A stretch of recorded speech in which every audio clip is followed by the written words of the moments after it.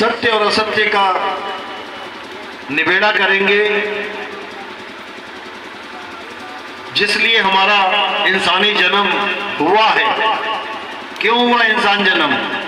भगवान ने हमें गाय भैंस क्यों नहीं बना दिया? गाय भैंस पालते हो ना, अच्छी जून है क्या? इंसान जन्म अच्छी जून है या गाय भैंस बकरी कुत्ता बिल्ला? कौन बढ़िया है? बोलो।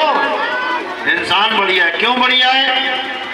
दो पैर पे खड़ा इसलिए। मुर्गी भी दो पैर पे खड़ी होती है। क्यों बढ़िया है? क्या कारण है? तुम्हें बिजली का बिल देना पड़ता है, मकान का बिल देना पड़ता है, पानी का बिल देना पड़ता है। गाय भैंस को कोई बिल नहीं देना पड़ता। कुत्ता बिल्ली हाथी घोड़ा मजे से रहते हैं बिना किसी बिल के। उनको कोई चिंता नहीं है, मकान बनाने की टेंशन नहीं है। चिड़िया जहां से मर्जी उठाती है, छोटे छोटे तिनके घोंसला बना लेती है। जानवर जमीन खोद खोद के जहां मन करता है घर बना लेते हैं, कोई टेंशन नहीं है। तुम जरा बना के देखो किसी के खेत में अपना मकान, बना लोगे क्या? बना लोगे? तुम्हारे बने मकान में कबूतर जहां मर्जी जाए अपना घोंसला बना ले, जहां मर्जी बना ले। तुम्हारे घर में कितने लोग रहते हैं? एक घर में कितने रहते हैं ज्यादा से ज्यादा? किसी में 2 3 4 5 6 7। लेकिन ये तुम्हें लगता है तुम्हारे घर में इतने लोग रहते हैं कि तुम गिन भी नहीं पाओगे। तुम केवल आदमी को गिन रहे हो ना, इसलिए कहते हैं कि 5 लोग रहते हैं। छिपकली, कॉकरोच, चींटियां, मक्खी, मच्छर, ये कहाँ रहते हैं? ये तुम्हारे घर में ही रहते हैं। लेकिन इन सबसे श्रेष्ठ जून, श्रेष्ठ योनि कौन सी है? इंसान जून। अगर तुम्हें इंसान जन्म मिल गया तो इसका मतलब समझो कि तुम्हारे बहुत बड़े भाग हैं। ये लाल पीले हरे गुलाबी कपड़े पहन रखे हैं ना, ये लाल गुलाबी चूड़ियां पहन रखी हैं, केवल इंसान जन्म में मिल रही हैं। कभी देखा बकरी को सिंदूर लगा के घूमती? उसका क्या पति नहीं होता? कभी देखा कुत्तों को कपड़े पहन के घूमते? उनको क्या ठंड नहीं लगती? स्वेटर पहना किसी ने? इंसान ही पहनाता है, अगर पहना भी तो इसलिए इंसान जन्म सबसे जरूरी है। लेकिन केवल इसीलिए नहीं कि स्वेटर पहन लूंगा या घर में रह लूंगा या सज धज लूंगा, इसलिए नहीं। किस लिए इंसान जन्म जरूरी है?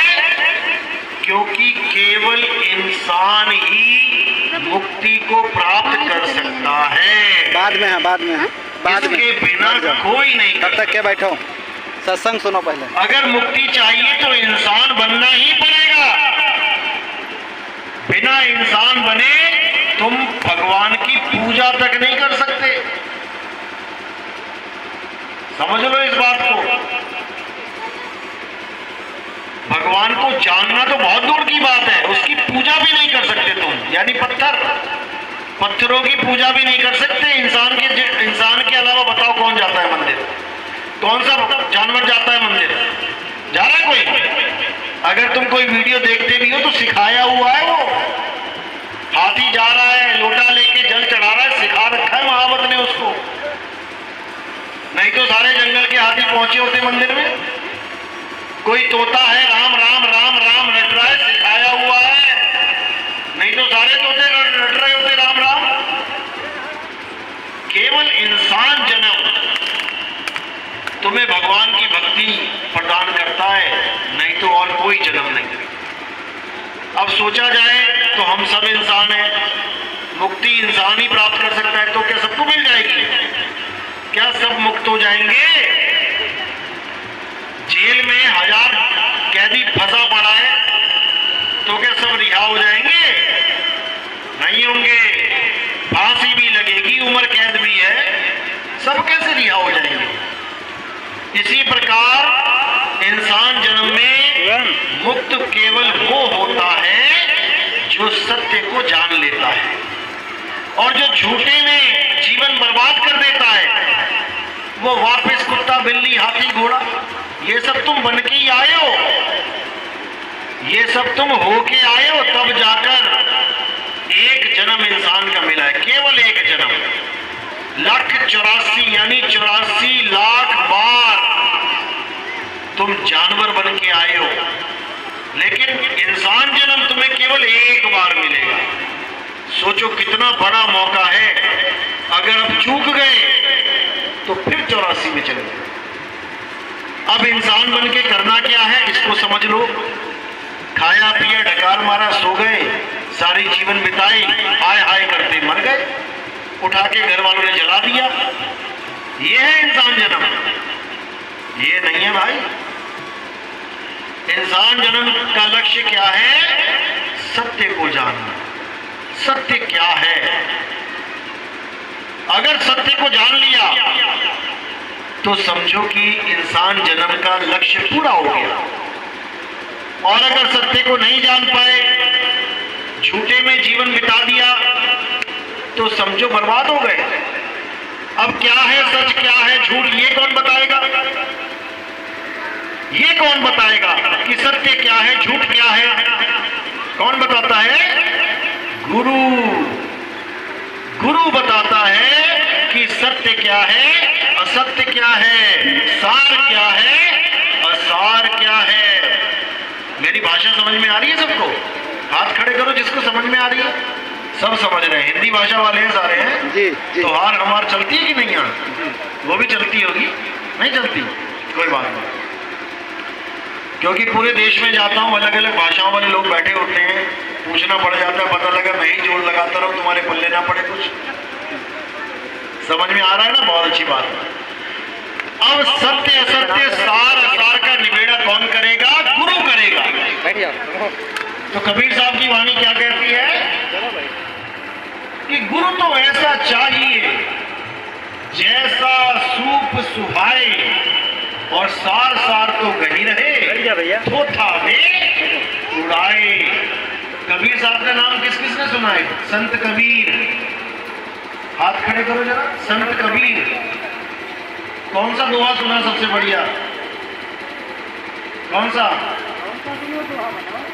बड़ा हुआ तो क्या हुआ, जैसे पेड़ खजूर, सुना है ना? कल करे सो आज कर, आज करे सो अब। हाँ, अब ठीक है। अब कबीर साहब कह रहे हैं गुरु तो ऐसा चाहिए जैसा सूप सुहाए। सूप पता है क्या होता है? सूप, टमाटर सूप नहीं, सूप क्या होता है?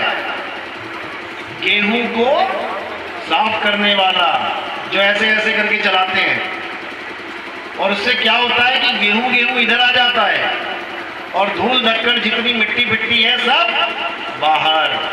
तो गुरु जब जीवन में आ जाता है तो असली असली माल तो इधर आ जाता है, और नकली नकली माल उड़ा दिया जाता है धूल की तरह। अब नकली क्या है, असली क्या है? अब इस पे विचार करना पड़ेगा, क्योंकि इंसान जन्म मिला है, इंसान जन्म ही विचार कर सकता है। अब क्या है असली, क्या है नकली? चौक पे एक बैनर लगा है जिसपे मेरी फोटो लगी है। वो फोटो असली है या मैं असली हूं? असली मैं हूं ना, तभी सारे फोटो छोड़ के मेरे पास आ गए। अगर वो और ये दोनों असली होते तो आगे वहां खड़े होते, फोटो देख रहे होते, आगे इधर आ जाते। लेकिन अब सबको पता लग गया कि जिसकी फोटो ये लगी है वो यहां बैठा है, तो सारे असली की तरफ आ गए। यानी कि फोटो है नकली और आदमी है असली।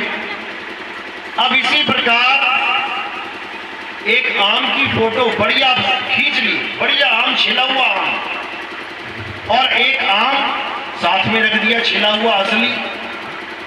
अब मक्खी आएगी तो आम की फोटो पे बैठेगी या आम पे? आम पे बैठेगी। यानी एक मक्खी के पास, छोटी सी मक्खी, उसका दिमाग कितना छोटा होगा, और छोटा, लेकिन फिर भी उसने सत्य और असत्य का निबेड़ा कर लिया। उसको पता लग गया ये मुझे बेवकूफ बना रहे आम की फोटो लगा के, मैं बेवकूफ नहीं बनूंगी, असली वाला तो इधर है, और वो असली वाले पे जाके बैठ जाएगी। अब हम अपनी बात करते हैं। अब हम फोटो को नकली मानते हैं ना, असली तो इधर बैठा है। लेकिन जब हम पूजा करने जाते हैं और वहां पे फोटो लगी होती है तो हम उस फोटो को असली मान के पूजा करते हैं कि नकली? मंदिर में फोटो लगी भगवान की, मंदिर जाते हो तो उस फोटो को असली मानते हो कि नकली? असली भगवान के पास जा रहे हो कि नकली? हैं? यही समझना है, यही समझना। असली और नकली को समझ लेना है। असली क्या है और नकली क्या है, दोनों की डेफिनेशन क्या है, कैसे पता लगे ये असली है ये नकली है? दोनों को अच्छी तरह समझ लो। असली वो होता है, असली भगवान वो होता है जो ना कभी पैदा होता है ना कभी मरता है, समझ लो। और नकली भगवान कौन होता है? जो पैदा होता है और मर जाता है, यानी जिसको बनाया जाता है और वो एक दिन बिगड़ जाता है। अब गीता, गीता नाम सुना ना, किसने बोली है? कबीर साहब ने, कबीर साहब ने बोली, कृष्ण जी ने गीता बोली है। किस किस ने पढ़ी है गीता जीवन में? किस किस ने गीता जीवन में पढ़ी है? अपने हाथ खड़ा कर दो जिसने गीता पढ़ी। गीता पढ़ी पूछूंगा मैं क्या लिखा है, पेपर हो जाएगा अभी। देखो ये हाल है कि इसमें से कोई हाथ नहीं खड़ा हो रहा है, एक दो हाथ खड़े हुए। अब कहने को तो हम हिंदू हैं, कहने को, और हम गीता को पढ़ते नहीं, गीता में क्या लिखा है पता नहीं, तो हमें कैसे पता लगेगा हम सही चीज कर रहे हैं कि नहीं? हमें पता कैसे लगेगा कि हम जो पूजा कर रहे हैं वो सही है या गलत? आज आपको यही समझाया जाएगा। गीता में क्या लिखा है कि सत्य क्या है असत्य क्या है, इसका भेद अर्जुन को बताते हुए कहते हैं, हे अर्जुन, असत्य वो है जो पैदा होता है और जिसका नाश हो जाता है, जो पल पल बदलता रहता है, वो असत्य है। तो असत्य क्या क्या हुआ भैया? असत्य ये शरीर हुआ, पैदा हुआ था ना एक दिन, और एक दिन इसका नाश हो जाएगा। तो यानी ये शरीर असत्य है। और क्या है असत्य? जो पल पल बदल रहा है, ये शक्ल। जब तुम पैदा हुए थे तो छोटे से थे, 5-6 इंच के, तुम्हारी शक्ल भी अलग सी थी। धीरे धीरे धीरे तुम्हारी शक्ल बदलती बदलती बदलती, आज मुंह में दांत नहीं, पेट में हाथ नहीं, और उस वक्त छोटे से बच्चे, कोमल से अच्छी सी त्वचा, बिल्कुल प्यारी सी मखमली सी, आज झुर्रियां पड़ी हुई हैं, लटका हुआ है बदन, चमड़ी लटकी पड़ी है। ये एकदम नहीं बदल गई, ये पल पल पल पल बदल रही है, और तुम्हें पता भी नहीं लगने दे रही है कि मैं बदल रही हूँ। रोज शीशा देखते हो ना, रोज शीशा देखते हो, क्या आज तक जान पाए कि तुम बदल रहे हो?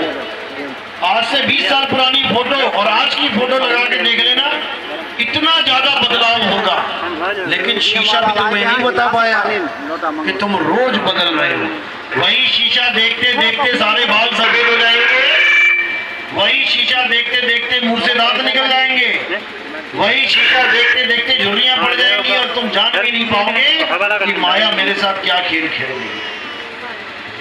तो ये सब माया है। जो बदले सो माया संतो, जो बदले सो माया। सारी दुनिया माया है। सूरज चांद सितारे बदलते कि नहीं बदलते? सुबह इधर दिखाई देता है, दोपहर में ऊपर दिखाई देता है, शाम को इधर दिखाई देता है। बदल रहा कि नहीं बदल रहा? जो भी चीज बदल रही है वो माया है। माया ही असत्य है। माया ने ही सब जीवों को भरमा रखा है, और सब माया के लपेटे में फंसे हुए हैं। अब सत्य क्या है? सत्य केवल एक है, और वो क्या है? अध्याय 2 पढ़ो अच्छी तरह गीता। कृष्ण जी कहते हैं, हे अर्जुन, सत्य केवल आत्मा है। आत्मा का नाम सुना किसी ने? हाथ खड़े करो जिसने सुना है। आत्मा भूतिया वाली आत्मा नहीं, भूत आत्मा, प्रेत आत्मा, वो नहीं, जो आत्मा है। आत्मा पता है ना सबको? आत्मा लेके आए हो साथ में? घर तो नहीं भूला है कोई? सब लाए हो? बहुत अच्छी बात है, बहुत अच्छी बात है। आत्मा साथ में लेके आए हो। जैसे कपड़े लाए हो, पर्स लाए हो, मोबाइल लाए हो, चप्पल लाए, जूते लाए, कड़ा लाए, घड़ी लाए, हार लाए, बिंदी लाए, सब कुछ लेके आए हो। पता है ना वो कैसी होती है, बिंदी कैसी होती है, मोबाइल कैसा होता है, पर्स कैसा होता है, समझ में है? पता है ना कैसा होता है, क्योंकि लेके आए हो साथ में। अब आत्मा भी लेके आए हो। अब पूछे आत्मा कैसी होती है? आत्मा होती क्या है? लंबी होती है, छोटी होती है, गर्म होती है, ठंडी होती है, लाल है, काली है, पीली है, गुलाबी है? कैसी है आत्मा? जिसको पता है हाथ खड़ा करो, जिसने अपनी आत्मा को देखा है। जिसने कभी अपनी आत्मा को देखा है, अपनी आत्मा को जाना है, हाथ खड़ा करो। एक ने भी नहीं जाना। और 24 घंटे साथ रहती है। 24 घंटे आत्मा साथ है। ये शरीर क्यों चल रहा है पता है? क्यों चल रहा है? आत्मा की वजह से। आत्मा की वजह से। और आत्मा निकल जाए शरीर से तो मिट्टी, मिट्टी, मिट्टी को तो जान लिया, लेकिन मिट्टी जिससे चल रही है उससे नहीं जाना। आत्मा को नहीं जाना। आत्मा को ही गीता में जन्माया जा रहा है। हे अर्जुन, आत्मा का ना तो कभी जन्म होता है, ना कभी आत्मा की मृत्यु होती है। आत्मा को ना तो कोई शस्त्र काट सकता है, ना अग्नि जला सकती है, ना वायु सुखा सकती है, ना जल भिगो सकता है। ये दोहा सुना है ना जी? ऐसा सुना है ना? कभी बचपन में सुना होगा। जी जी। ये कृष्ण जी ने बोला है, हे अर्जुन, पूजा केवल आत्मा की ही होनी चाहिए। आत्मा के अलावा अगर कोई भी कैसे भी पूजा करता है तो वो कभी मुक्त नहीं हो सकता। वो माया के जाल में बार बार फंसेगा, बार बार जन्म मरण में अटकेगा, नाना प्रकार की योनियों में कुत्ता, बिल्ली, हाथी, घोड़ा, सूअर, नाली का कीड़ा बनना पड़ेगा, बनना पड़ेगा। कोई रोक नहीं सकता, कोई रोक नहीं सकता। लेकिन इस आत्मा की पूजा करे तो करे कैसे? आत्मा का पता ही नहीं है, करे कैसे पूजा? किसी ने मंदिर बना दिया ईंट पत्थर लगा के, किसी ने मूर्ति बना दी सीमेंट से, वो पता लग गया कि भगवान जी का मंदिर है, रोज जाना है। लेकिन आत्मा के बारे में कोई जान नहीं पाया। अध्याय 3 17वां श्लोक क्या बोलते हैं कृष्ण जी कि हे अर्जुन, जो अपनी आत्मा में रमण करते हैं, जो अपनी आत्मा में तृप्त हैं, जो अपनी आत्मा में संतुष्ट हैं, उनके लिए कोई धार्मिक कर्म कर्तव्य लागू ही नहीं होता। यानी उसे किसी मंदिर में जाने की जरूरत नहीं, उसे किसी मस्जिद में जाने की जरूरत नहीं, उसे किसी गुरुद्वारे में जाने की जरूरत नहीं, उसे किसी गिरजाघर में जाने की जरूरत नहीं, उसको किसी पूजा पाठ में बैठने की जरूरत नहीं, उसको कोई हवन यज्ञ करने की जरूरत नहीं, उसको कोई मंत्र जपने की जरूरत नहीं, उसको कोई व्रत रखने की जरूरत नहीं। किसको? जो अपनी आत्मा में रमण करते हैं। लेकिन वृंदावन जाओगे तो लोग रेत में रमण कर रहे हैं। एक जगह है वहां पे रमण रेती। मैंने कहा देखे जरा कौन सा रमण है यहाँ। जब वहां गए तो आदमी देखते नहीं को लौट रहे हैं, मिट्टी में रेत में लौट रहे हैं आदमी औरतें। कृष्ण जी क्या बोले और तुम क्या कर रहे हो? कृष्ण जी ने बोला अपनी आत्मा में रमण करना है और तुम मिट्टी में लौट रहे हो। बताओ, मिट्टी में ही लौटना है तो 184 जूने पड़ी हुई है। देखो गाय, बैल, बकरी, घोड़ा मिट्टी में लौटते हैं ये लोग, जब मजे लेते हैं ना। ये कुत्ते को देखो एंजॉय करता है मिट्टी में, देख तरीके उल्टा सीधा हो गए। घोड़ा देखना टांगे ऊपर करके वो मिट्टी में लौटता है। अरे इंसान जन्म मिला है आत्मा में रमण के लिए, मिट्टी में रेत में नहीं। लेकिन कौन समझाए, मोटी बुद्धि हो चुकी है, सूक्ष्म ज्ञान आता नहीं, पर लेनी पड़ता। तो कृष्ण जी साफ कह रहे हैं कि जो लोग पत्थर की पूजा करते हैं, मुझे पत्थर मान लिया लोगों ने, हंसते होंगे कृष्ण जी कि मुझे पत्थर मान लिया। क्या कृष्ण जी पत्थर के थे? कृष्ण जी पत्थर के थे या अहिल्या पत्थर की थी? अहिल्या नाम सुना है?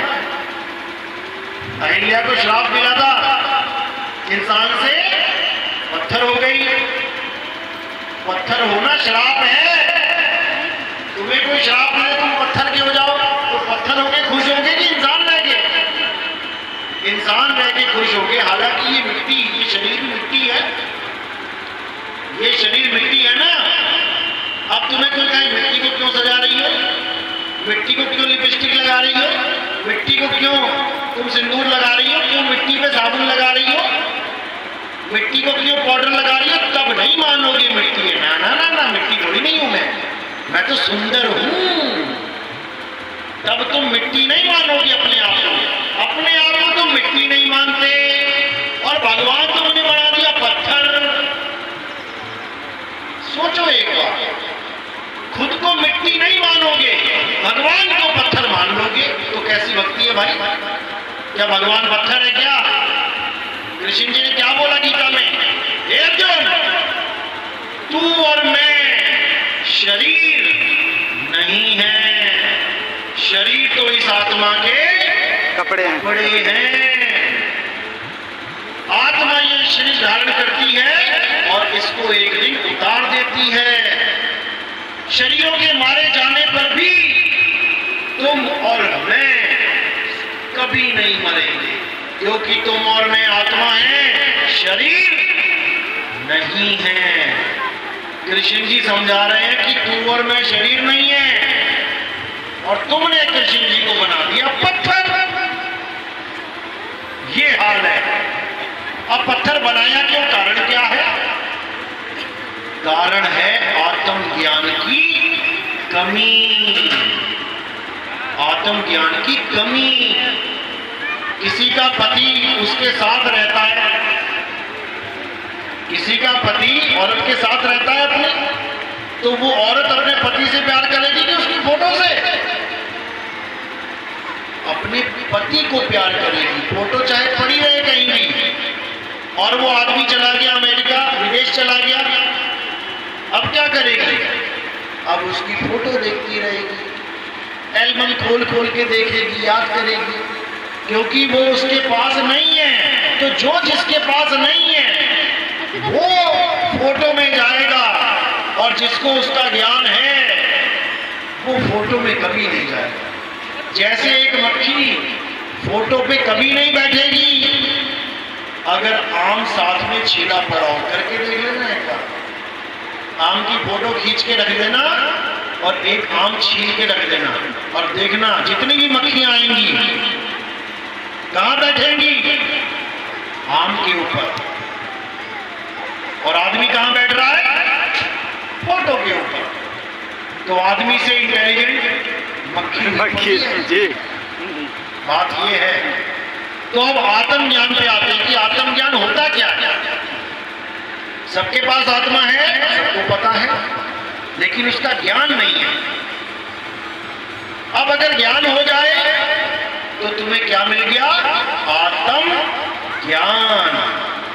तो कबीर साहब की वाणी है, जल में मीन प्यासी, मोहे देखत आवे हासी, आत्म ज्ञान बिना नर भटके, कभी काबा कभी काशी। काबा कौन जाएगा? हिंदू जाएंगे? हिंदू नहीं जाएंगे, मुस्लिम भाई जाएंगे वहां पर। अब वो जा रहे हैं काबा और सोच रहे हैं कि हम बहुत बड़े धार्मिक हो जाएंगे और हमें अल्लाह मिल जाएगा। और हिंदू भाई कहाँ जा रहे हैं? काशी। वो सोच रहे हैं हम जाके भगवान को माथा टेक देंगे, हमें भगवान मिल जाएगा। लेकिन कबीर साहब क्या कह रहे हैं कि आत्म ज्ञान बिना नर भटके, कभी काबा कभी काशी। कि जहां पर परमात्मा है वहां तो तुमने ढूंढा नहीं, वहाँ दे दो इनका और वहां ढूंढने जा रहा है जहां वो है नहीं, तो कैसे बात बनेगी? ना किसी मंदिर में ना किसी मस्जिद में भगवान वहां नहीं रहता। वहां तो उसे याद करने का एक तरीका बता रखा है कि जाओ माथा टेकाओ, लेकिन वो रहता कहाँ है? जैसे तुम्हारे दादाजी की चौक पे मूर्ति लगा दी किसी ने कि ये बहुत बढ़िया आदमी है, यहाँ पे इसने बड़ा विस्तार किया, गांव का बहुत भला किया। चौक पे दादाजी की फोटो लग गई। अब दादाजी से मिलना है तो चौक पे जाना पड़ेगा या उसके घर जाओगे? चौक पे मूर्ति लग गई दादाजी की। अब तुम्हारे दादाजी से अगर किसी ने मिलना है तो चौक पे जाएगा या तुम्हारे घर आएगा और पूछेगा बेटा दादाजी कहाँ हैं? तुम्हारे घर जाएगा, यानी उसका एक एड्रेस है। अगर गांव में मंदिर है, गणेश जी हैं, फोटो लगी है, तो उसका एक असली एड्रेस भी है। गणेश जी कहीं तो रहते होंगे भाई, भगवान कहीं तो रहता होगा। 100 मूर्तियां लगा दी गांव में तो 100 भगवान हो गए क्या?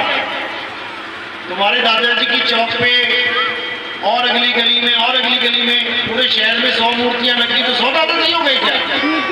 दादाजी तो एक ही है और वो अपने घर में रहता है। इसी प्रकार राम जी के हजारों मंदिर, श्याम जी के हजारों मंदिर, हनुमान जी के हजारों मंदिर केवल संकेत दे रहे हैं कि हनुमान जी हैं, राम जी हैं, कृष्ण जी हैं, लेकिन हैं कहाँ? कहाँ हैं? ये कबीर साहब बता क्या बोलते हैं? ज्यों तिल माही तेल है, ज्यों चकमक में आग, तेरा साईं तुझ में है, जाग सके तो जाग, तेरा साईं तुझ में है। यानी परमात्मा कहाँ रहता है? परमात्मा आत्मा में रहता है। आत्मा में परमात्मा का वास है। अगर मंदिर में परमात्मा रहता होता, मंदिर में भगवान रहता होता, तो सोमनाथ का मंदिर कितनी बार लूटा गया? इतिहास पढ़ा किसी ने? भैया पानी हाथ खड़ा करो, किसी को पता है? सोमनाथ मंदिर गुजरात में सोने का मंदिर था भगवान शिव का। 17 बार लूट लिया गया है, 17 बार। तो अगर भगवान मंदिर में होता तो क्या एक आदमी लूट पाता? पानी दे अगर भगवान का ही मंदिर लूट गया तो इंसान बेचारा कब बचेगा? भगवान मंदिर में नहीं रहता। तुम कितना ही बड़ा मंदिर बना लो, भगवान उसमें कभी नहीं रहेगा, क्योंकि भगवान वहां रहता है जो जगह अमर है। और इस दुनिया में अमर केवल एक ही चीज है और वो है आत्मा। आत्मा में ही परमात्मा रहता है। यही कबीर साहब समझा रहे हैं। कस्तूरी कुंडल बसे, मृग ढूंढे वन माही, और ऐसे रमता राम है ये दुनिया जाने नाही। वो रमता राम है, वो कहाँ रमा हुआ है? तुम्हारी आत्मा में रमा हुआ है वो। जैसे घी कहाँ रमा हुआ है? दूध में, पेड़ पे या जमीन के नीचे? कहाँ रमा है? दूध में। अब कोई दूध तो फेंकता रहे कि ये तो दूध है, ये तो दूध है, और घी को ढूंढता रहे, मुझे घी चाहिए, मुझे घी चाहिए। जहां भी दूध दिख रहा फेंक दे रहा है, और घी को ढूंढ रहा, मुझे घी चाहिए। मिलेगा क्या कभी? सारी उम्र ढूंढता रहे, सारी उम्र ढूंढ ले, वो घी मिलने वाला नहीं है ऐसे।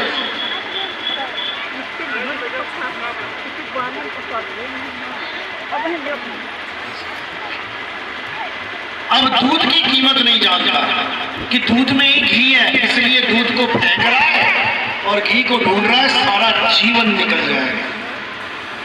इसी प्रकार अज्ञानी मनुष्य आत्मा को तो फेंक रखा है किनारे और परमात्मा को ढूंढ रहा है। कहाँ ढूंढ रहा है? मंदिर, मस्जिद, गुरुद्वारों में, तीर्थों में, पहाड़ों में।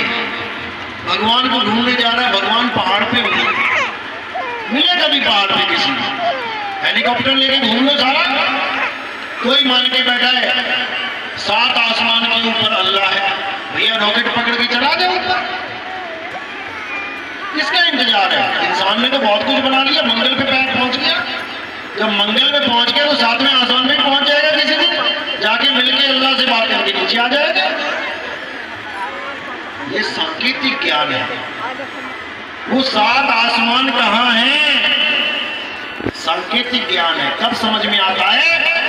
जब तुम्हारे जीवन में गुरु आता है। वो दूध कहाँ है जिसमें घी छुपा है? सांकेतिक ज्ञान है। तब समझ में आता है जब गुरु मिलता है। भजन गाते हो मेरे रोम रोम में बसने वाले राम, और जब राम जी की पूजा करनी होती है तो मंदिर भाग जाते हो। मंदिर में रोम लगे हैं तुम्हारे। रोम कहाँ है? रोम सुना है क्या होता है?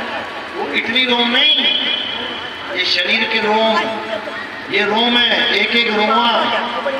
भजन गा रहे हो मेरे रोम रोम में बसने वाले राम, मैं तुमसे क्या मांगू? और इतनी लंबी लिस्ट लेके जाते हो भगवान के पास पूजा करने से पहले।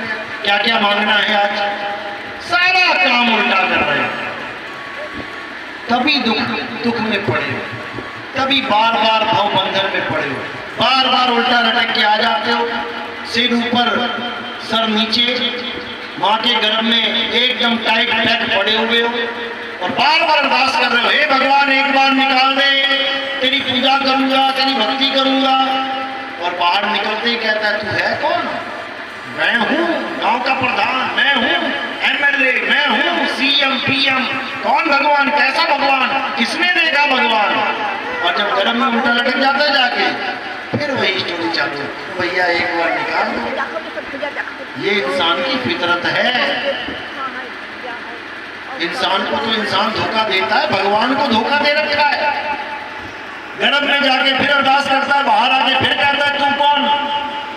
तो ये तब तक होता रहेगा जब तक तुम्हें सही जगह नहीं मिल गई ढूंढने की।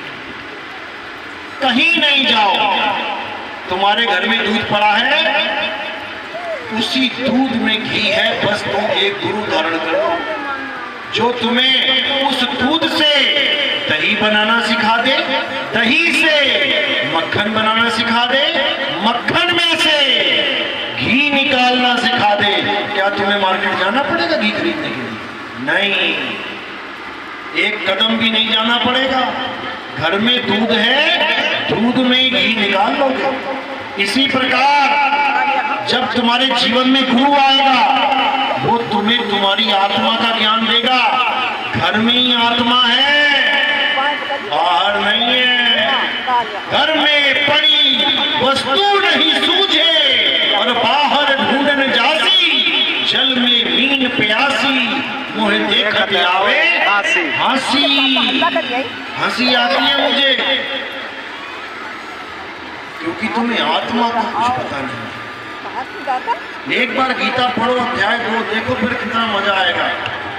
आत्मा के बारे में जानो। आत्मा ही है जो सबको चला रही है। अगर आत्मा ना हो तो किसी की हिम्मत नहीं एक कुंडली भी हिला के दिखा दे। इस दुनिया में अगर सबसे पावरफुल कोई चीज है तो वो आत्मा है। करंट तो केवल लोहे का पंखा चला रहा है, आत्मा मिट्टी को जीवन दे के बैठी है। क्या ये करंट मुर्दे में लगा दो, दोनों तारे, मुर्दा चल पड़ेगा? मुर्दा चल पड़ेगा? तो सोचो, जब करंट बड़े बड़े मोटरों को चला रहा है लेकिन एक मुर्दे को नहीं चला पा रहा, तो करंट बढ़ा की आत्मा? आत्मा। और वो आत्मा ऐसे चलाती है कि पूरा शरीर जीवित लगता है कि मेरी माँ जीवित है, मेरा भैया जिंदा है, मेरा बेटा जिंदा है, ये तुम्हें लग रहा है कि वो जिंदा है, जैसे ये पंखा दौड़ रहा है तुम्हें लग रहा है जिंदा है। देखो भाग रहा है, देखो खा रहा है, देखो पी रहा है। ये पंखा जिंदा है कि मुर्दा? ये पंखा जिंदा है कि मुर्दा? जिसको लगता है जिंदा है हाथ खड़े करे,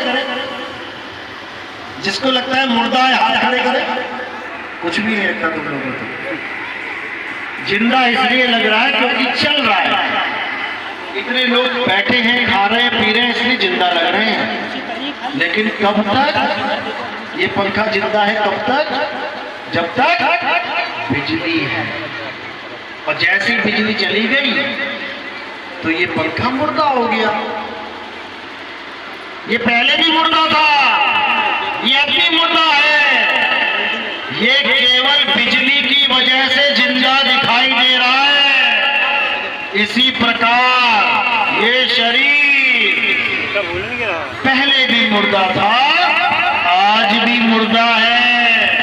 ये केवल आत्मा की वजह से जिंदा दिखाई दे रहा है कि मेरी माँ तो जिंदा है, तेरी माँ मर गई, तेरी भी मरी हुई है। केवल बिजली आ रही है इसलिए जिंदा है। बिजली चली जाएगी, वो भी यही लेटी मिलेगी। इसी को समझना है। शरीर मुर्दा है, आत्मा जिंदा है, और कुछ नहीं। बस इतना समझ लो। तो यही साहिब समझा रहे हैं कि साधो ये मुर्दों का गांव, ये गांव मुर्दों का है। मुर्दों का गांव क्यों बोला? क्योंकि ये सब लाशों का गांव है, ये सब जिंदा लाशें हैं। ये जिंदा लाश बैठी है। जिंदा इसलिए बोल रहा हूं क्योंकि आत्मा के कनेक्शन में है। लाश इसलिए बोल रहा हूं क्योंकि मुर्दा है। जैसे कार चल रही है इसलिए लग रहा है जिंदा है, लेकिन ड्राइवर निकल जाए बाहर, अब क्या है? मुर्दा है। यही कृष्ण जी बार बार समझा रहे हैं कि तुम और हम शरीर नहीं है। ऐसा कोई समय नहीं था जब ये राजा महाराजा तुम और मैं नहीं थे। ऐसा कोई समय नहीं आएगा जब ये राजा महाराजा तुम और मैं नहीं होंगे।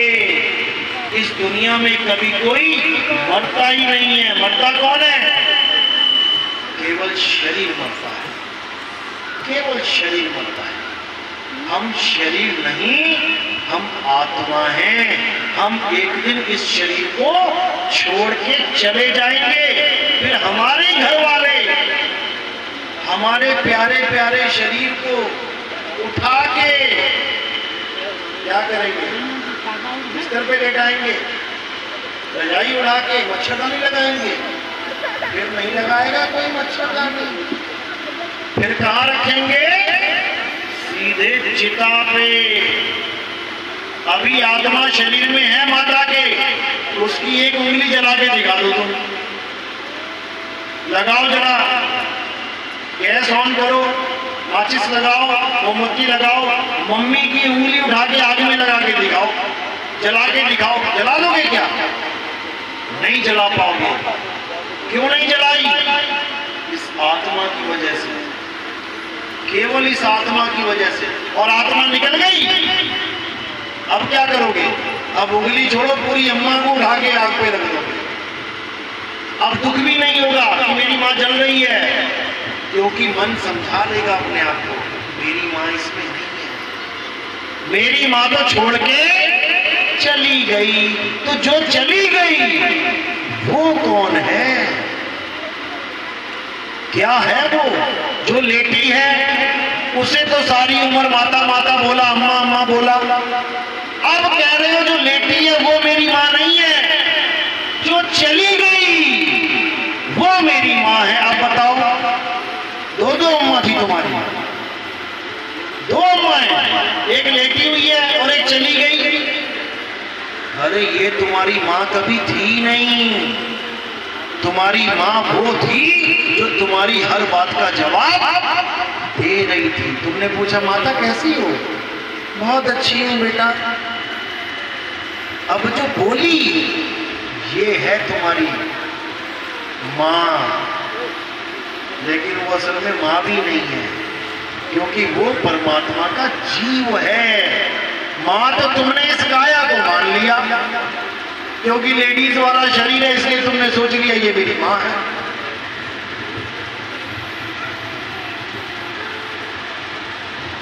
अब ये माँ और बाप आए कैसे, आदमी और औरत आए कैसे, इसको समझ लो अच्छी तरह। बार बार समझाने वाला कोई नहीं मिलेगा। ये मिट्टी का शरीर है, 5 तत्व का शरीर है, औरत का भी आदमी का भी।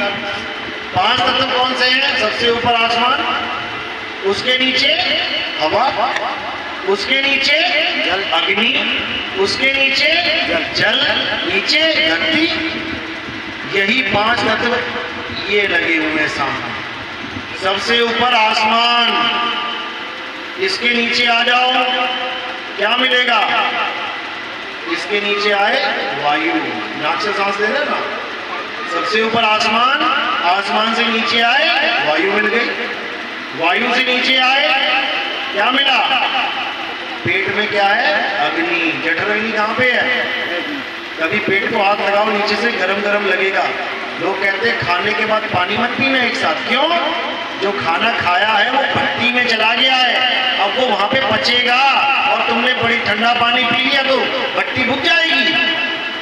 तो ऊपर आसमान, फिर वायु, फिर अग्नि, अग्नि से नीचे जल, पेशाब करते हो ना, जल से नीचे मिट्टी, लैट्रिन करते हो।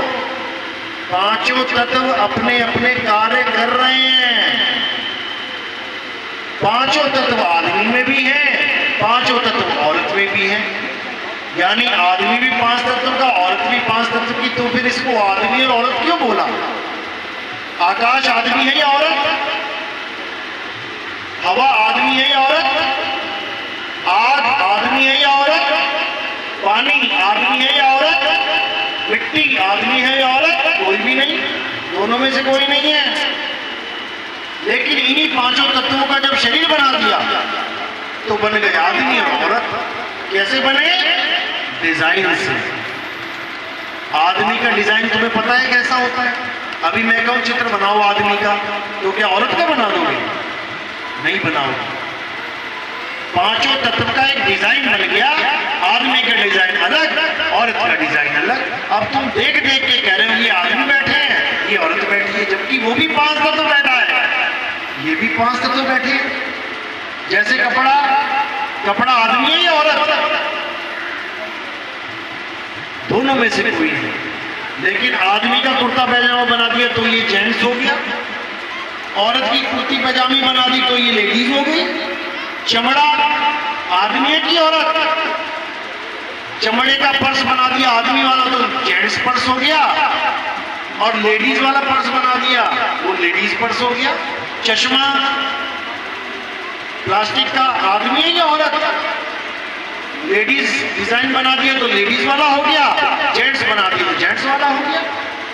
दोनों में भेद केवल डिजाइन का है, तत्व एक ही है।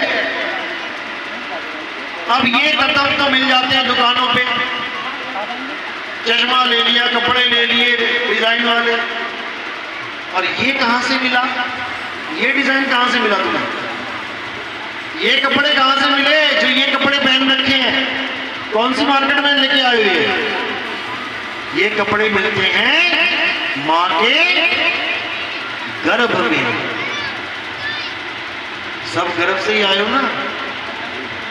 चलो सभी गर्भ से आए, वहीं मिले ये सारे कपड़े। जब तुम गर्भ में थे तब डॉक्टर ने जांच करी, लड़का है, सब खुश। क्यों?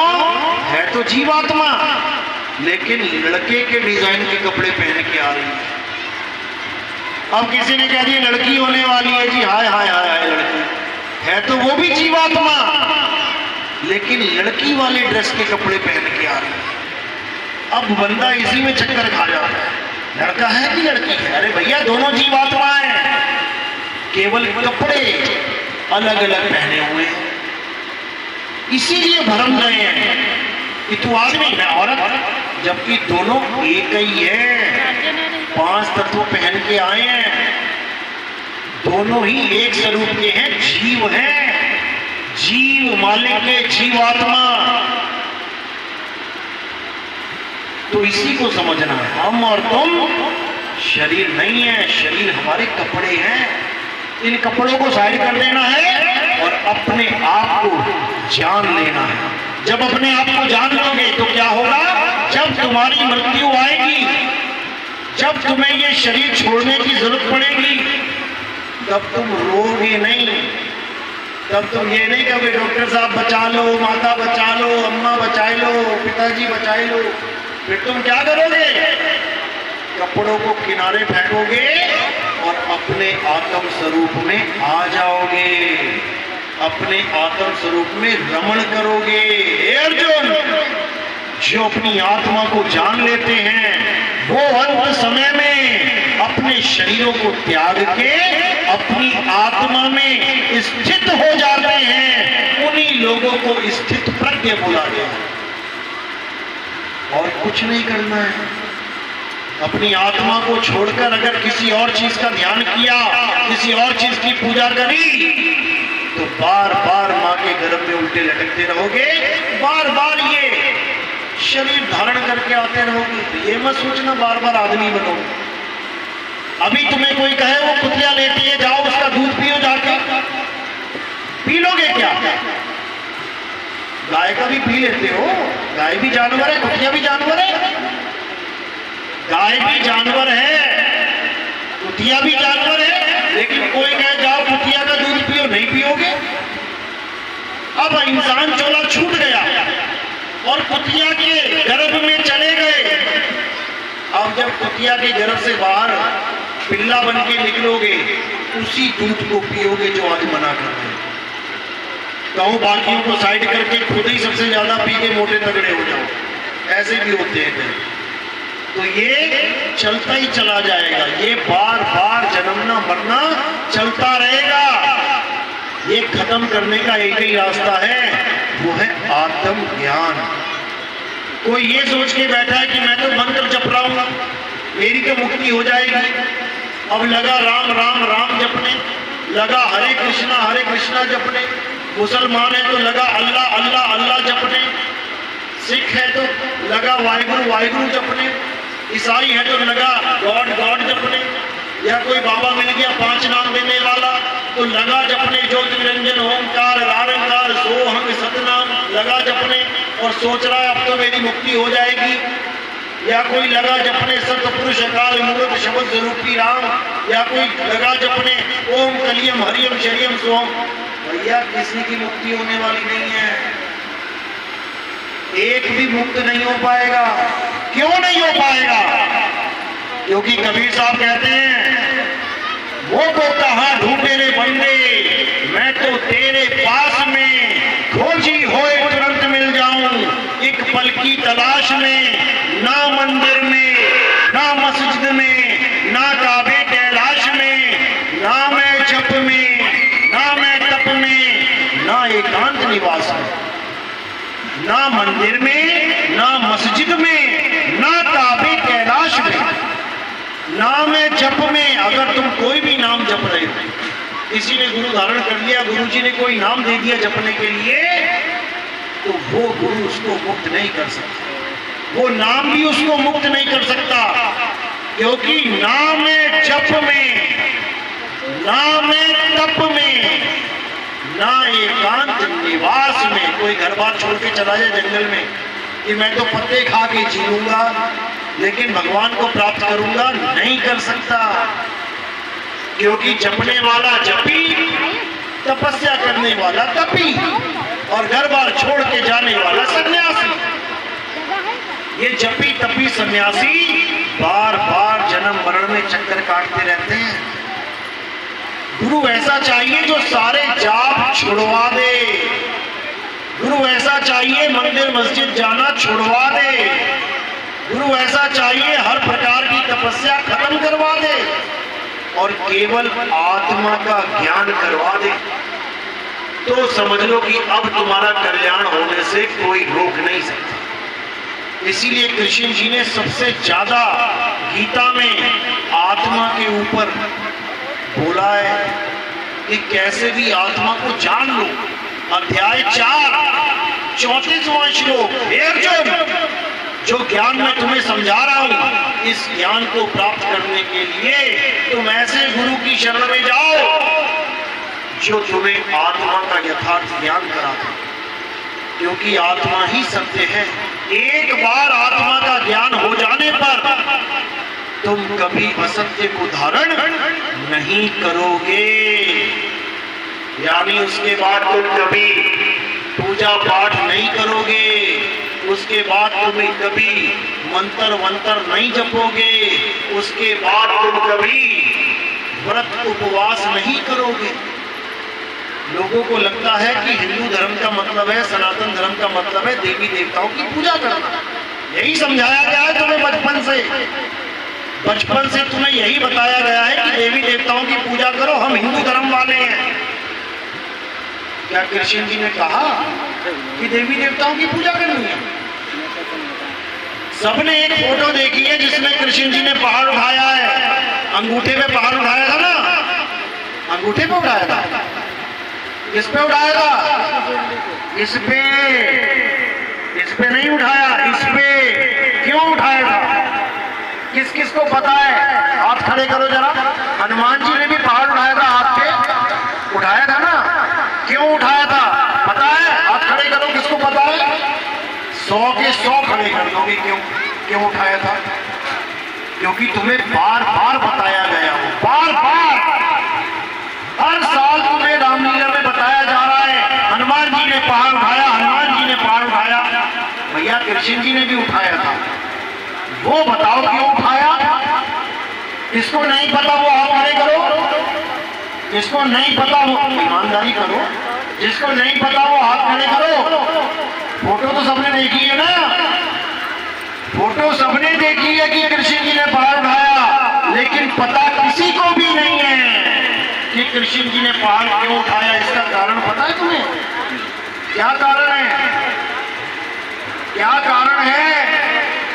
ताकि तुम ज्ञान को समझ ना जाओ, ताकि तुम गीता को समझ ना जाओ, ताकि तुम कृष्ण जी की कही एक एक बात को समझ ना जाओ। इसलिए तुम्हें ये डरावा भी दिया गया कि गीता घर में रखोगे तो पाप लग जाएगा। ये डरावा भी है कि गीता को हाथ लगा दोगे पाप लग जाएगा, नहाए धोए बिना। बंदा सोचता है यार ऐसा ग्रंथ घर में ही क्यों रखूं जो गलती से भी हाथ लग जाए, पाप लग जाए, इसको हटाओ। तुम्हारे घरों से गीता को हटवाया गया। क्यों हटवाया गया? इसको भैया आवाज को सही करो, जैसे पहले थी वैसे रखो। क्यों हटवाया गया? इसके पीछे कारण ये है कहीं तुम आत्मा के बारे में ना जान जाओ। अगर तुम आत्मा के बारे में जान गए तो तुम्हारी मुक्ति हो जाएगी। फिर कुत्ता कौन बनेगा? फिर गधा कौन बनेगा? फिर खेत जोतने के लिए बैल कौन बनेगा? अगर तुम मुक्त हो गए तो ये दुनिया खाली हो जाएगी। ये दुनिया कहीं खाली ना हो जाए, इसलिए तुम्हें गीता के ज्ञान को, गीता के ज्ञान से दूर किया जा रहा है। अब सुन लो कृष्ण जी ने पहाड़ क्यों उठाया था। कृष्ण जी ने हुक्म दिया कि जितने भी मेरे गोकुलवासी हैं, जितने भी लोग हैं, आज के बाद तुम देवी देवताओं की पूजा करोगे? नहीं करोगे। नहीं करोगे, नहीं करोगे। एक भी देवी देवता की पूजा नहीं करनी है। सारे हैरान परेशान, क्या बात कर रहे हैं? हम तो युगों युगों से यज्ञ हवन करते आ रहे हैं, देवताओं को प्रसन्न करते आ रहे हैं, यहाँ तक कि देवताओं के लिए बलियां देते आ रहे हैं। बलियां नहीं देते क्या देवताओं को? काली माता को बलि देते हैं कि नहीं देते हैं? देते हैं। वो भी देवता की श्रेणी में ही है जी।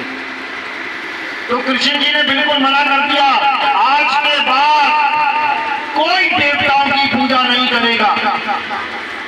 अब लोगों ने सोचा खाली हो गए, दिन भर घंटी बजाते थे, आरती गाते थे, अब क्या करें? और कृष्ण जी जो ज्ञान समझा रहे थे आत्मा का, वो उनके समझ में नहीं आ रहा था।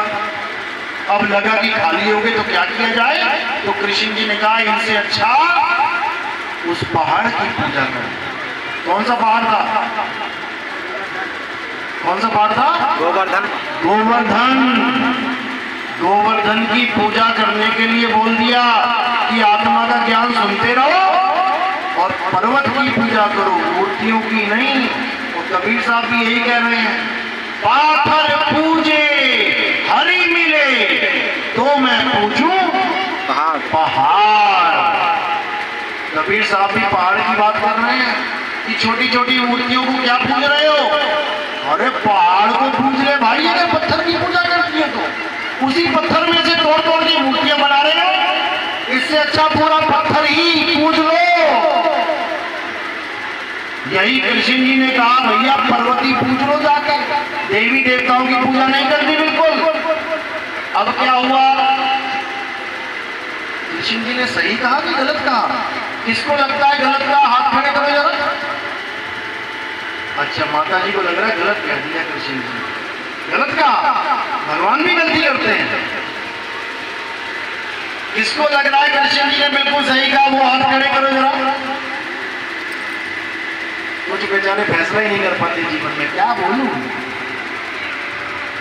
कृष्ण जी ने कहा कि सब देवी देवताओं को पूजना बंद कर दो, आज से तुम्हारी क्लास दूसरी चलेगी।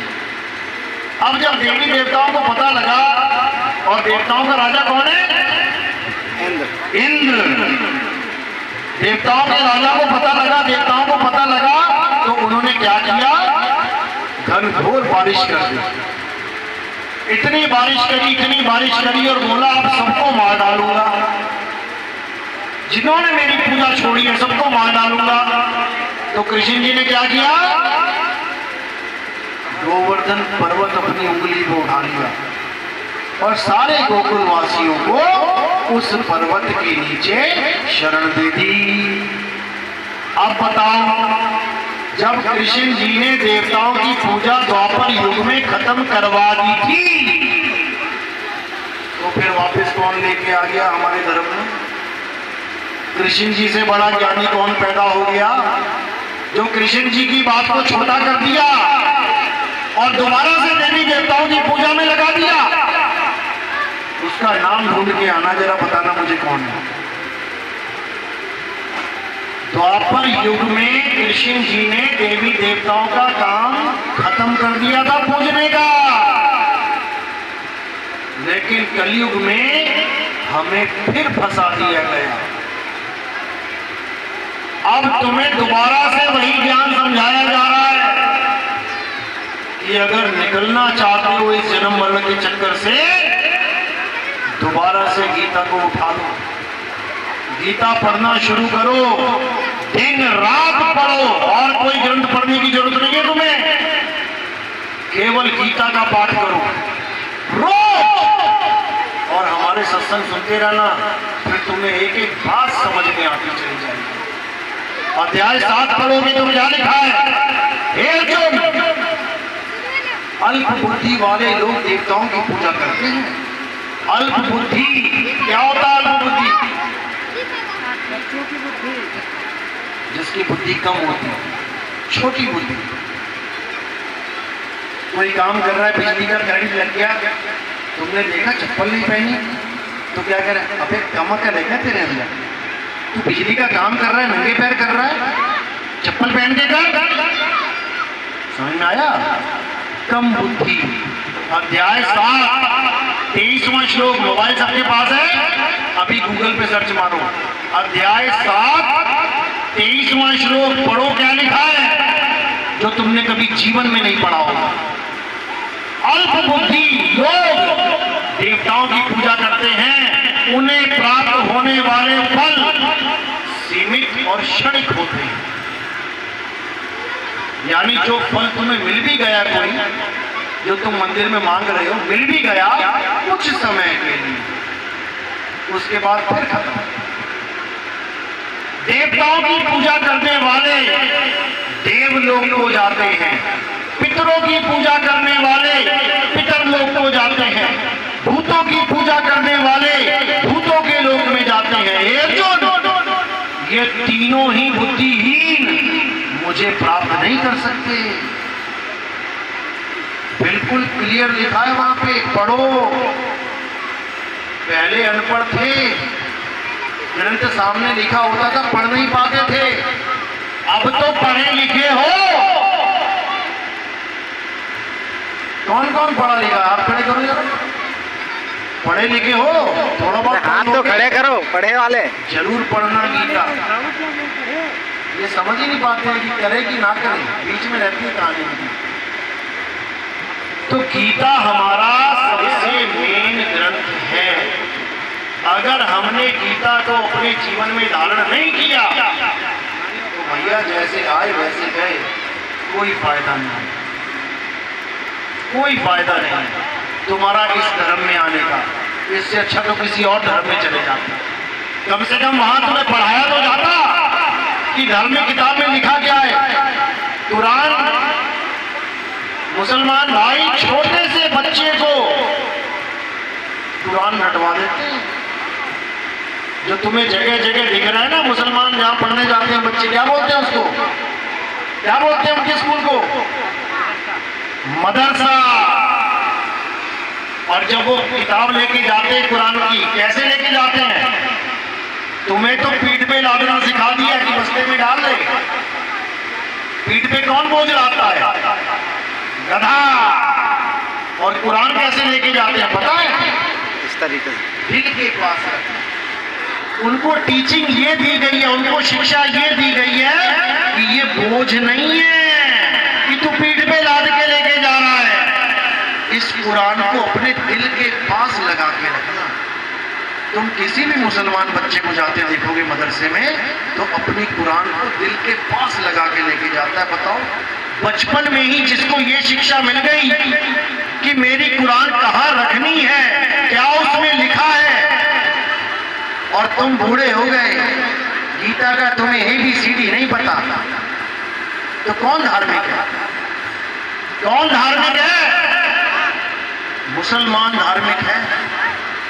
एक छोटा सा सिख, छोटा सा बच्चा सारी गुरबाणी पढ़ता है जाके, एक एक शब्द याद है उसको गुरबाणी में क्या बोला गया है।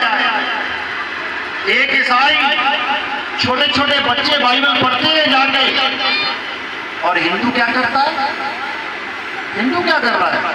बेल पत्थर पे जाके पत्ते तोड़ रहा है, गंगा में जाके डुबकियां मार रहा। फिर खबर आ जाती है गंगा में डूब के 5 बच्चे मारे गए। ये कर रहा है हिंदू। और करना क्या था? गीता पढ़नी थी। अगर तुमने गीता पढ़ ली होती तो आज हिंदू को मुसलमान, आज हिंदू को ईसाई, आज हिंदू सिख ना बन रहे होते। अखंड भारत था हमारा, अफगानिस्तान तक था कि नहीं था? ये बांग्लादेश, पाकिस्तान, ये सब हमारे देश में थे।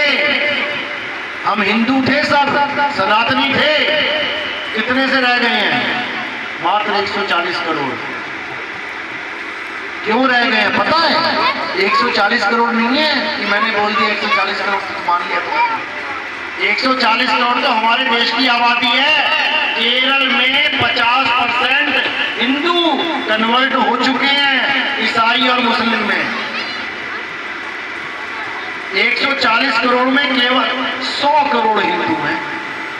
40 से ऊपर दूसरे धर्मों को ज्वाइन कर चुके। क्यों ज्वाइन किया है? क्या कारण है? अज्ञान। तुम्हें पता ही नहीं है भगवान कौन है, तुम्हें पता ही नहीं है पूजा किसकी करनी है, तुम्हें पता ही नहीं है परमात्मा क्या है, तुम्हें पता ही नहीं है आत्मा क्या है, तो कन्वर्ट ही होंगे। अगर तुम ज्ञान में पूर्ण हो जाओ, तुम्हें एक एक चीज पता हो, गीता में कौन से अध्याय में कौन सा श्लोक लिखा है, तुम्हें कोई बदल नहीं सकता। आज अंग्रेज गीता पढ़ पढ़ के हरे कृष्णा हरे राम ढोलकी बजा बजा के नाचते। वृंदावन में जाके देखो क्यों नाच रहे हैं। क्या उनको कृष्ण जी की शक्ल ज्यादा प्यारी लग गई ईसा मसीह से? क्या ईसा मसीह से ज्यादा प्यारा लग गया कृष्ण? बिल्कुल नहीं।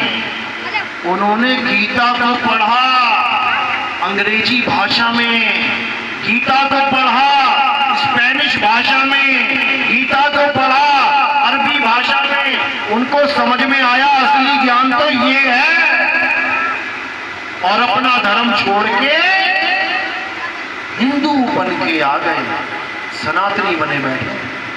और तुम क्या बोलूं तुम्हें?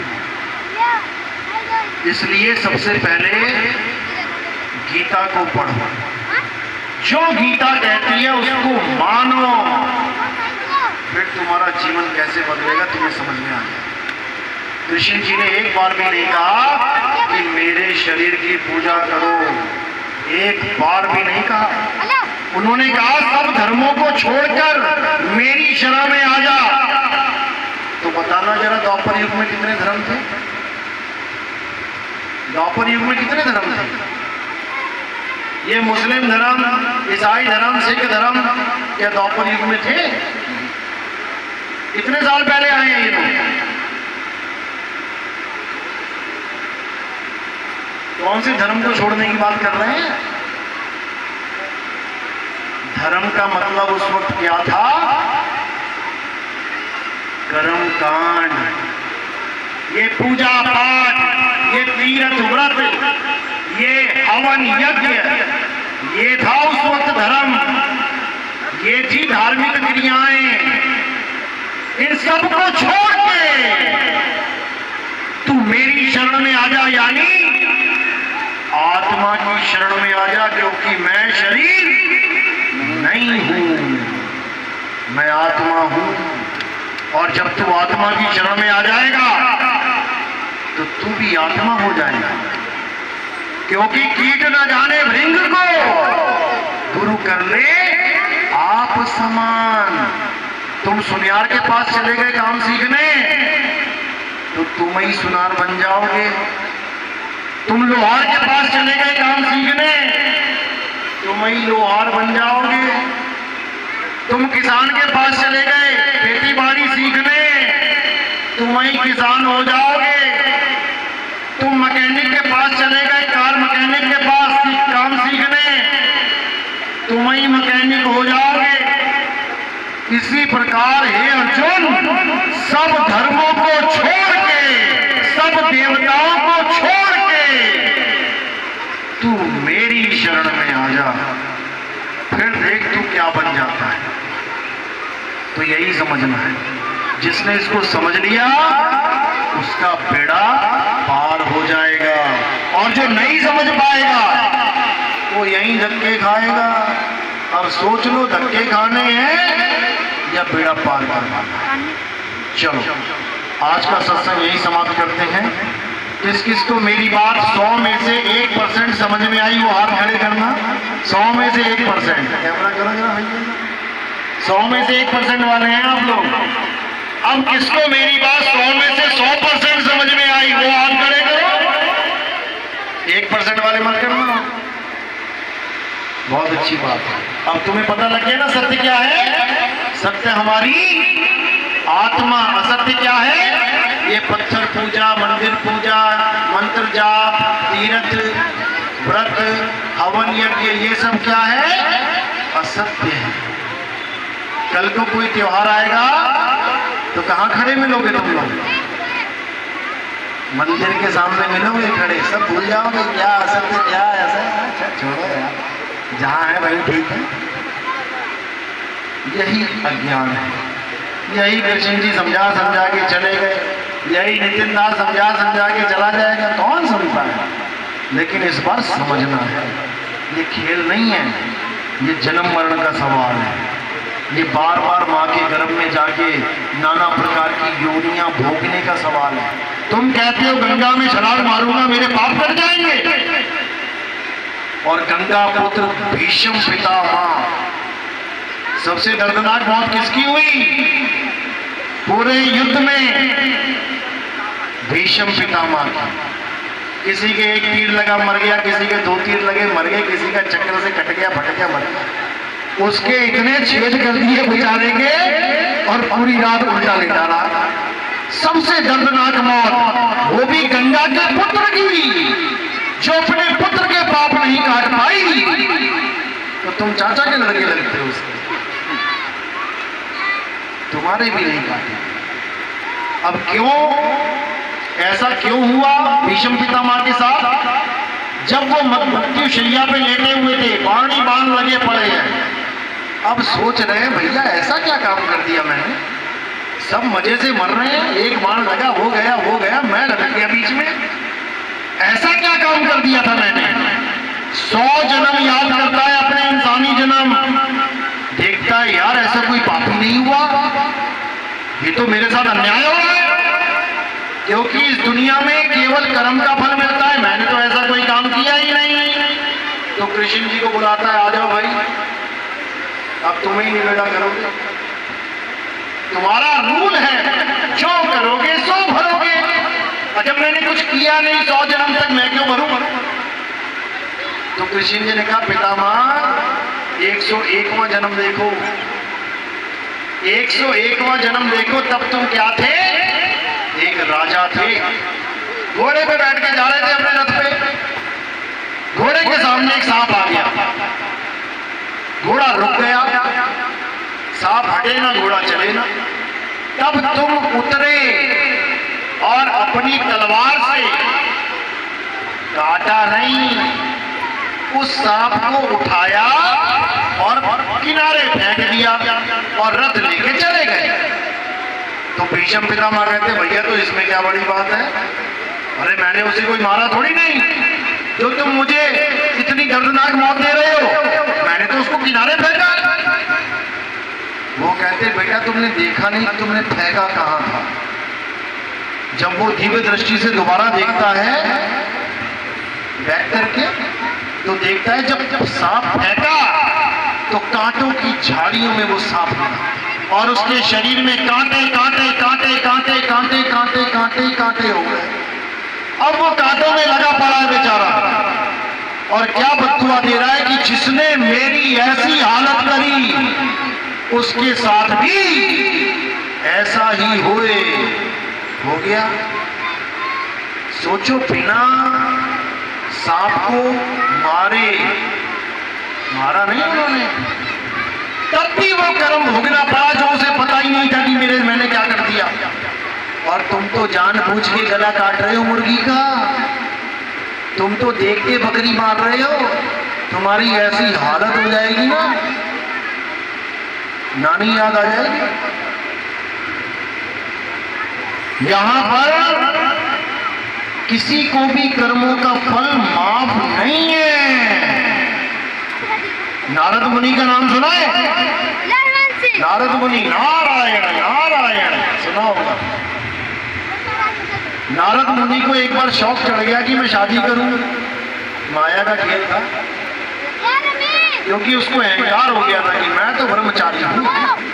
अब जाके विष्णु जी और लक्ष्मी जी बैठे हुए थे, उनके सामने बोल रहा है अरे हम ब्रह्मचारी हैं प्रभु, आप तो माया के चक्कर में हैं, आप तो शादीशुदा हैं, हम ब्रह्मचारी हैं। विष्णु जी कहते अच्छा चल दिखाते हैं तुझे। तो वो जब वापस जाने लगा तो विष्णु जी ने एक लीला खेली, रास्ते में बड़ा सुंदर महल बना दिया, सुंदर बाग बगीचे, और उसी में एक सुंदर सी कन्या बन के खड़े हो गए। अब महाराज जी जा रहे हैं उड़ते उड़ते, अब कर दिया नैन मटक्का, अब उनकी फ्लाइट नीचे उतर आई। अब कह रहे हैं अरे तुम तो बहुत सुंदर हो, मैं तो 1000 बार निकला इस रास्ते से, आज तक मेरी दृष्टि तुम पे क्यों नहीं पड़ी, तुम्हारे महल क्यों नहीं दिखाई दिया आज तक मुझे, मैं तुमसे शादी करना चाहता हूं। वो कहती स्वयंवर में आना और मैं उससे शादी करूंगी जो सबसे सुंदर होगा। कहते अच्छा कोई बात नहीं, तारीख पता करके चले गए विष्णु लोग। अब कहते हैं महाराज जी बाकी सब तो ठीक है, विष्णु जी मुझे इस तारीख के दिन अपना हरि रूप दे देना, क्योंकि उनको पता है कि पूरी सृष्टि में सबसे सुंदर कौन है, विष्णु जी। वो कहते अपना हरि रूप दे देना मुझे, यानी अपने जैसा रूप दे देना मुझे। वो कहते ले लेना, तथास्तु। चला गया वो। अब तारीख गिने, कब आएगी वो तारीख, आ गई। पहुंच गया वहां पे स्वयंवर में। अब उसको लग रहा है सबसे सुंदर मैं ही हूं।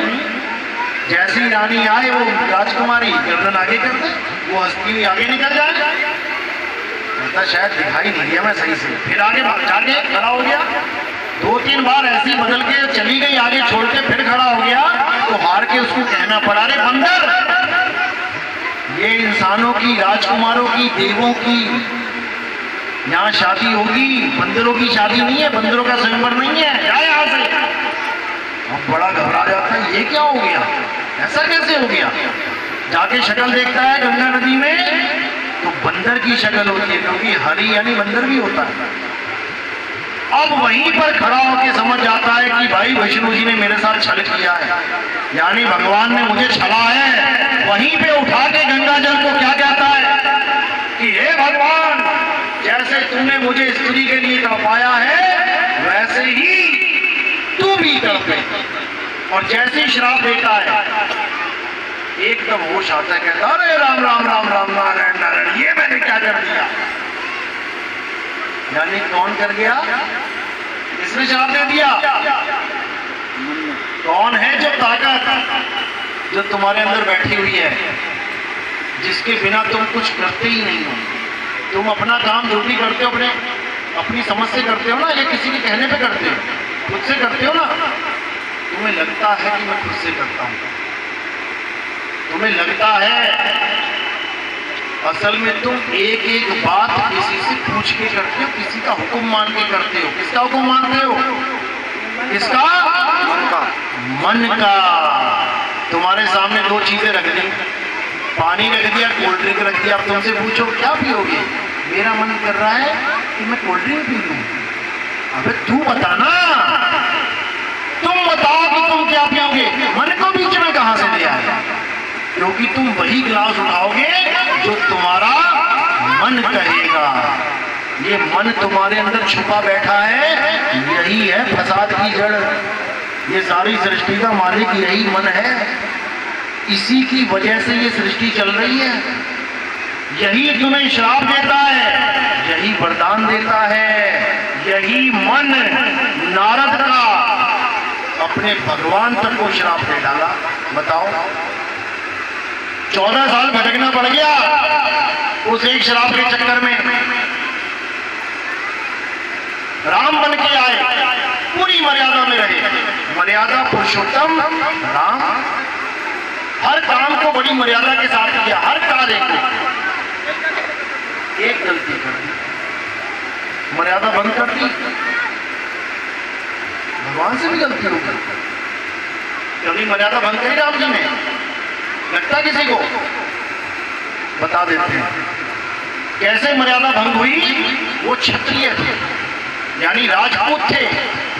क्षत्रिय का धर्म होता है कि किसी भी निहत्थे बच्चे पे, स्त्री पे या निहत्थे आदमी पे शस्त्र से वार नहीं करना, ये धर्म है। आज भी अगर तुम निहत्थे हो तो पुलिस वाले तुम्हें कहेंगे हैंड्स अप। अगर तुमने हाथ बढ़ा दिए और उनको लगा कि हाथ में कुछ नहीं है, तो तुम्हें कोई गोली नहीं मारेगा।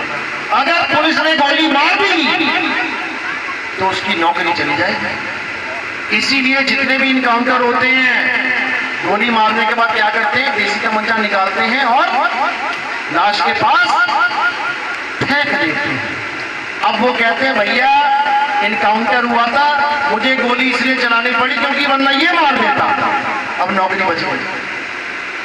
समझ रहे हो, आज भी वो मर्यादा चल रही है। ये क्षत्रिय की मर्यादा है कि निहत्थे पे कोई बात नहीं करेगा।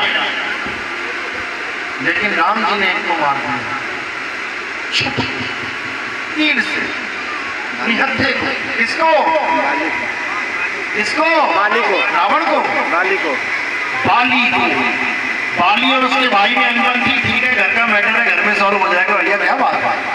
वो दोनों आपस में लड़ रहे हैं, लेकिन राम जी ने क्या किया, पेड़ की आड़ में छुप के उसको तीर मार दिया। अब जब बाली के तीर लगा तो क्या हुआ, बड़ा खुश हुआ वो कि भगवान जी ने मारा है। उसने कहा हे राम, तुमने मर्यादा भंग करी है, तुम क्षत्रिय धर्म पे टिक नहीं पाए, मैं तुम्हें श्राप देता हूं कि जैसे छुपके तुमने मुझे तीर मारा है, ऐसे ही मैं भी तुम्हें तीर मारूंगा। मारा कि नहीं मारा? फिर कैसे मारा? कैसे मारा? जब वो कृष्ण बन के आए, एक युग के बाद, यानी कर्म फल युग बीतने पर भी पीछा नहीं छोड़ता। तुम सोच रहे हो मैंने ये आज कोई काम कर दिया, मुझे किसने देखा? भैया रजिस्टर में लिख रहा है वो बैठा बैठा, और कैमरे लगे, सीसीटीवी कैमरे कहाँ लगे हैं? दुकान पे जाते हो, चोरी करते हो, उसी वक्त कैमरे में चेक हो जाता है, अरे देखो ये चोरी कर रहा है, पकड़ा गया ना। यहाँ कैमरे कहाँ लगे हैं? ये है वो कैमरे, और ये है वो मेमोरी कार्ड जिसमें सारा फीड हो रहा है। और बताएगा कौन? तुम ही बताओगे। जब तुमसे पूछा जाएगा, जब पुलिस वाले निकालते हैं रिवॉल्वर, बोलता है कि नहीं? बोलता हूं सरकार, बोलता हूं। सब बोलोगे, सब बोलोगे। मैंने ये किया, इस तारीख को मैंने ये किया, बचपन में मैंने ये किया, बुढ़ापे में मैंने ये किया, जवानी में मैंने ये किया, इतने बकरे मारे, इतनी मुर्गी मारी, इतना मीट खाया, इतनी दारू पी, सब याद है तुम्हें, और तुम ही बताओगे सब। फिर वो साथ के साथ तुम्हारा पर्चा बनेगा। हाँ भाई, जैसे होटल में जाते ना खाना, क्या खाया? एक मटन चिकन, एक पूरी लिस्ट बना के, हाँ भैया 820 रुपए दो। बस ऐसे हिसाब होगा तुम्हारा, क्योंकि कोई और नहीं बताएगा, तुम खुद बताओगे। इसी को बोला है चित्रगुप्त बैठा है तुम्हारे पास। चित्रगुप्त कौन है? जो गुप्त तरीके से चित्र खींचता है, फोटो लेके लगा हुआ है, वो टक टक टक कर रहा है। ये है हर काम तुम्हारा, इसको पता है क्या कर रहे हो, कब कर रहे हो, सुबह कहाँ जा रहे हो, शाम को कहाँ जा रहे हो, मम्मी को कह रहे हो मैं स्कूल जा रहा हूँ, और पुल के नीचे पत्ते खेल रहे हो, ये सब देख रहा है। याद रखना। तो वो मर्यादा भंग हुई। तो जब कृष्ण बन के राम जी आए एक युग के बाद, तब बाली ने एक शिकारी बन के उनके पैर में तीर मारा, तब उनकी वो कर्म धूल कट गई, वो कर्म कट गया। तो जब भगवान कर्म काटने के लिए बार बार आ रहे हैं और तीर खा रहे हैं, तो भैया तुम्हारी क्या औकात है? सबसे पहले अपने कर्म सुधार लो। सबसे बुरा कर्म इस दुनिया में क्या है? जीव हत्या। सबसे बुरा कर्म है। तुम अपना घर बार बेचने को तैयार हो जाते हो कि मैं जीवित रहूं, तो सोचो सामने वाले को भी उतनी ही प्यारी है अपनी जान। तुम चींटी को भी मारने जाओगे तो तुमसे तेज भागने की कोशिश करेगी। तुम सुअर को मारोगे तुमसे तेज भागेगा। सुअर तो गंध खाता है, तब भी उसको इतना प्यारा है अपना शरीर। मुर्गी बकरी तुम मिनट में गला रेत देते हो। ये सारे तुम्हारे कर्म मर रहे हैं, तुम्हें इसका हिसाब देना पड़ेगा। याद रखना इस बात को। तो इन चीजों को हमेशा याद रखना कि ये कर्म दंड सबको भोगना है। यहाँ पर किसी को मुफ्त नहीं मिलेगा।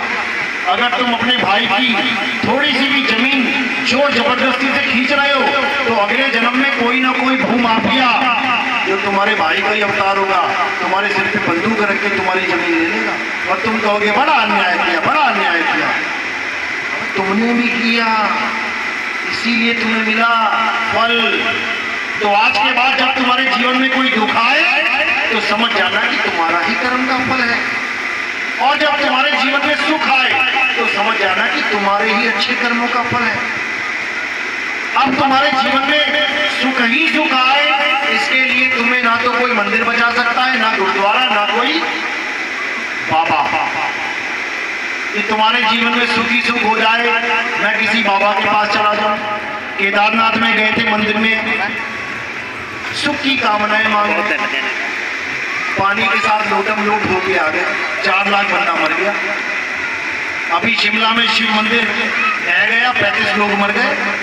मंदिर के अंदर भी तुम सेव नहीं हो, कर्मों की वजह से। एक ही मंत्र है, अगर तुम हमेशा सुखी रहना चाहते हो, एक ही मंत्र है। क्या मंत्र है? तुम सुख देना शुरू कर दो। तुम लोगों को खुशी देना, इज्जत देना, लोगों को खुश रखना शुरू कर दो। किसी को गाली नहीं, किसी से झगड़ा नहीं।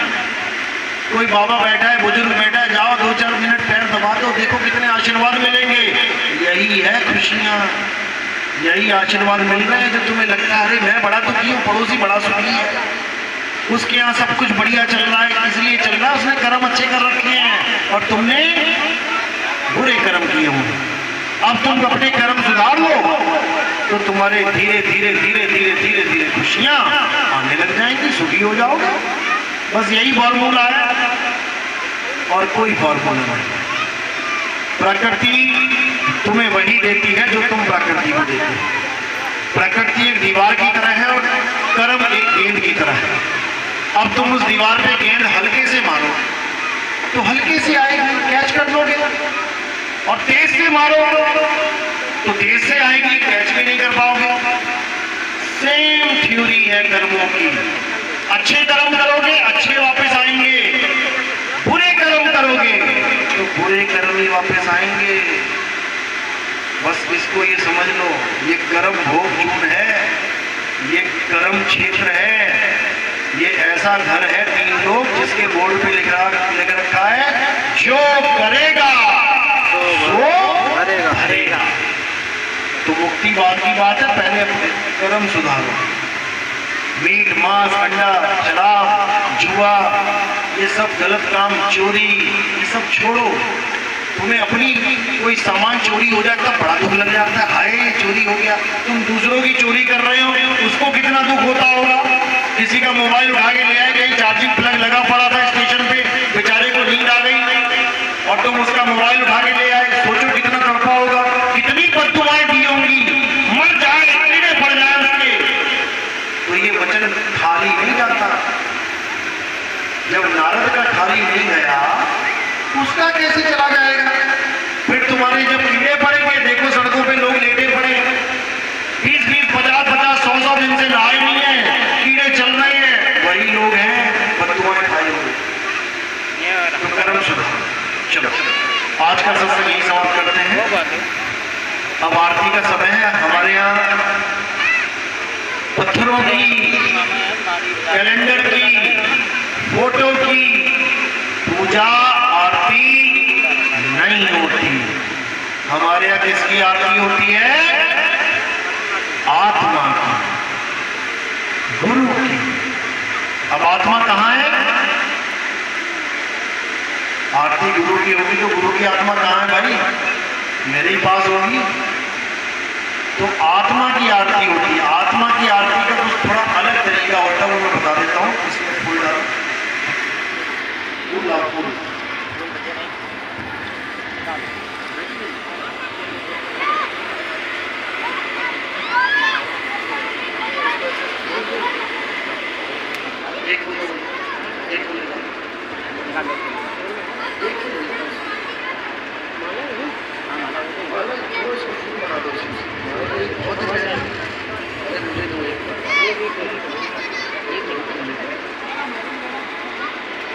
तो क्या करना है?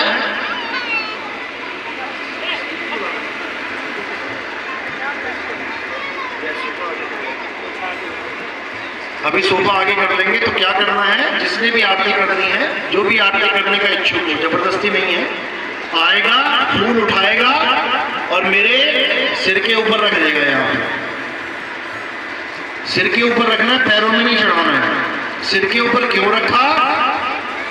क्योंकि गुरु शरीर नहीं होता। गुरु कौन है? आत्मा। तो शरीर कहां से कहां तक है? पैर के अंगूठे से लेके सिर तक। तो तुमने फूल किसको चढ़ाना है? शरीर को या आत्मा को? आत्मा। तो यानी शरीर से परे, ये परे हो गया, शरीर से परे तुमने फूल मेरे सिर के ऊपर रख देना है, तो वो आत्मा को ये फूल समर्पित हो गया। उसके बाद आपने एक बार आरती घुमा लेनी है। और कोई प्रचार में योगदान करना चाहे वो पैरों में रखे। तो ये 3 प्रोसेस कर दिए आपने। सबसे पहले फूल रखना है, आरती घुमानी है, और कोई अगर प्रचार में योगदान करना चाहता है तो वो केवल पैरों में रखे। साहिब की सत्ता।